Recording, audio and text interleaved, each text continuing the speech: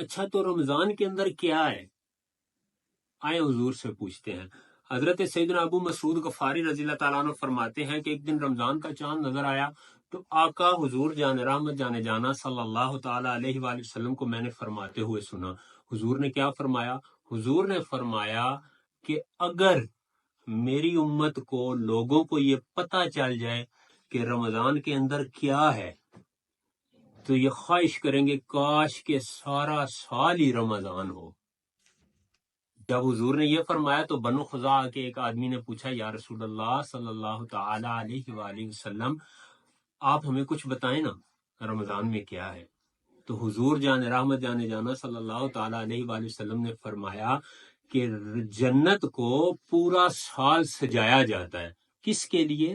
رمضان کے لیے۔ پورا سال جنت کی سجاوٹ ہوتی رہتی ہے رمضان کے لیے۔ پھر جب پہلا رمضان آتا ہے نا، جیسے ہی چاند نظر آتا ہے، کہتے ہیں جی صبح روزہ ہوگا، کل روزہ ہے، چاند نظر آ گیا ہے، تو جیسے ہی یہ چاند نظر آتا ہے نا تو عرش کے نیچے سے ایک ہوا چلتی ہے، عرش کے نیچے سے ایک ہوا چلتی ہے، جنت کے سارے پتے ہلنے شروع ہو جاتے ہیں، جنت کے دروازوں کے جو کواڑ ہیں، دروازے ہیں، وہ ہلنا شروع ہو جاتے ہیں۔ اس سے ایک بڑی خوبصورت قسم کا میوزک پیدا ہوتا ہے، ایک خوبصورت آواز پیدا ہوتی ہے، ایک خوبصورت ساز بجتا ہے۔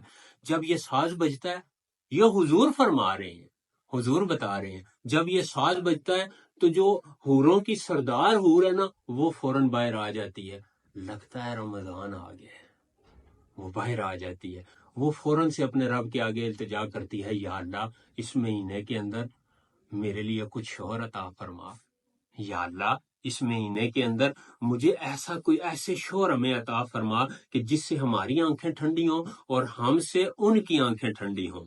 پھر فرمایا کہ جو بندہ رمضان کے اندر ایک دن کا روزہ رکھتا ہے، ایک دن کا روزہ، رمضان کا ایک دن کا روزہ رکھتا ہے، تو موتیوں کے خیمے کے اندر اس کا نکاح حورین کے ساتھ کر دیا جاتا ہے۔ سبحان اللہ۔ اب یہ حور کون ہے؟ یہ حور کیسی ہے، کیا ہے؟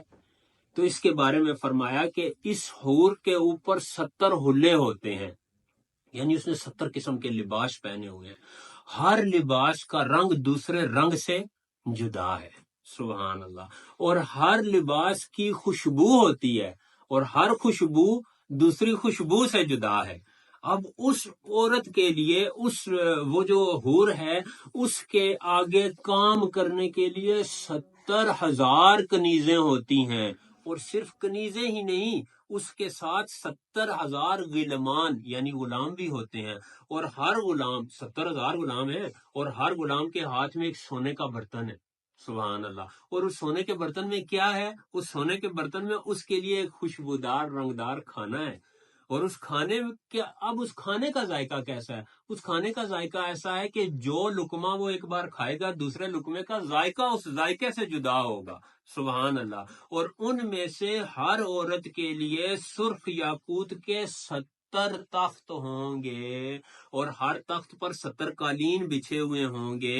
ان قالینوں کا اندرونی حصہ استبرق یعنی سبز رنگ کا ریشم ہوتا ہے، اور وہ ہر قالین کے اوپر 70 تکیے ہوتے ہیں۔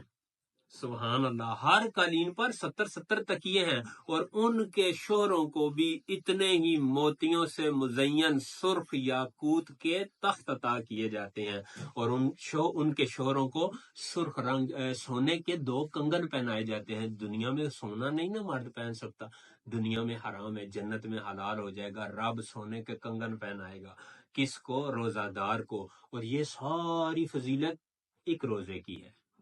سبحان اللہ۔ رمضان کا ایک روزہ رکھنے کی یہ ساری فضیلت ہے۔ اور آخر میں حضور جان رحمت جانے جانا صلی اللہ تعالی علیہ وآلہ وسلم نے فرمایا، اس سے رمضان کا ہر روزہ رکھنے پر ایسی ہی فضیلت عطا کی جاتی ہے جبکہ روزے کے علاوہ جو وہ دیگر نیکیاں کرتا ہے نا، اس کا ثواب الگ ہے۔